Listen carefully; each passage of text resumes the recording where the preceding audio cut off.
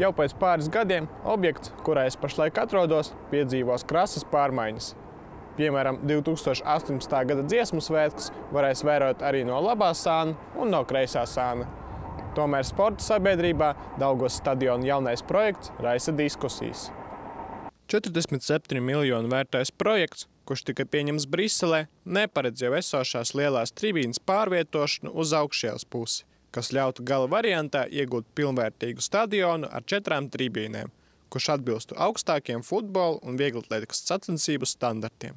Mēs gājām uz valdību, stāstījām arī par šo B variantu, par jaunu arēnu veida šo te stadionu, bet tika atbalstīts šis variants. Es uzskatu, tas vispār neatbilst nekādām stadiona kritērijiem. Un tas ir ārpus katras kritikas, vispār, ka stadions, tas nebūs stadions, viņš būs amfiteātrs, kur varēs aizlāpīties un novadīt laikam tos pašus deju svētkus, laikam vieglatlētikai, es nezinu, vai tas apmierina vai neapmierina. Ja mēs runājam par projektu, tad jā, jautājums ir par projekta gaitu pašu.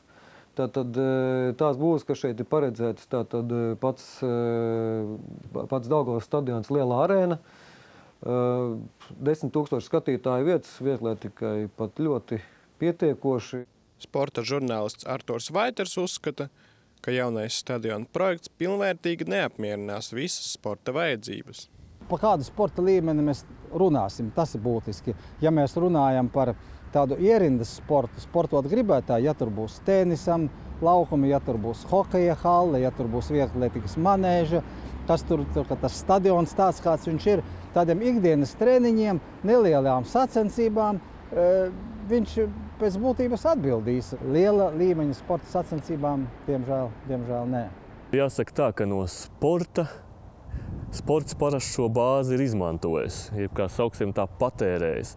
Un nav gūts neviens finanšu resurss no viņiem. Kultūras ministrija, kā dziesmu svētku organizators, teica, ka viņiem ir pieejami Eiropas līdzekļi.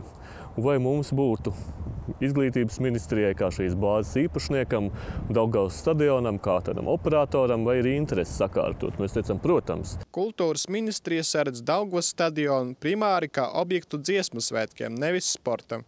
Bet vai sporta federācijām bija teikšana? Mums teikšana ir grūti. Mums, protams, ieklausījās, ar mums runāja, bet es domāju, ka tas bija tīri tā kā, pieklājības spēja.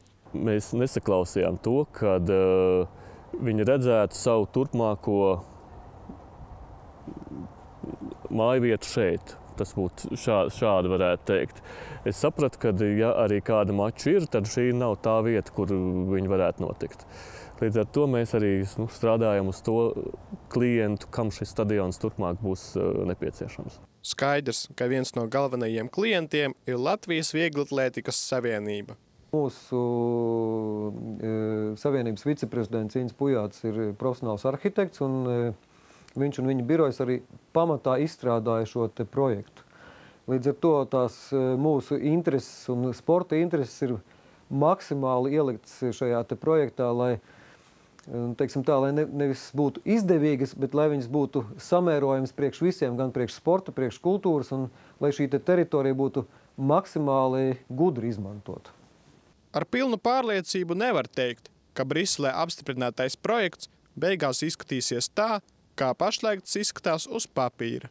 Neviens projekts Latvijā, man liekas, nav aizgājis tā, ka no pirmajā dienā, kā ir pateikts, tā arī, teiksim, beigās realizēts. Es domāju, ka vēl šajos te projektos mainīsies daudz kas. Tā, es teiktu, ir mana vislielākā baža. Jo jebkurš mans kļūmīgs solis ir kāda, neizdarība šī projekta attīstībā, es sajūtu to, ka mēs šos līdzekļus varētu zaudēt. Šeit, es domāju, visai sporta sabiedrībai, es jau kuro reizi par to esmu teicis, un man jau pat tā jau nogurs es to atkārtot. Vienam stadionam tādā pilsētā kā Rīga, jābūt. Un šeit es domāju, ka te visiem vajadzēja sanākt kopā un visiem vajadzēja izdarīt tā, lai šis stadions atbilst visām normām. Ja ir ambīcijas, tad mēs varam kaut ko sanākt.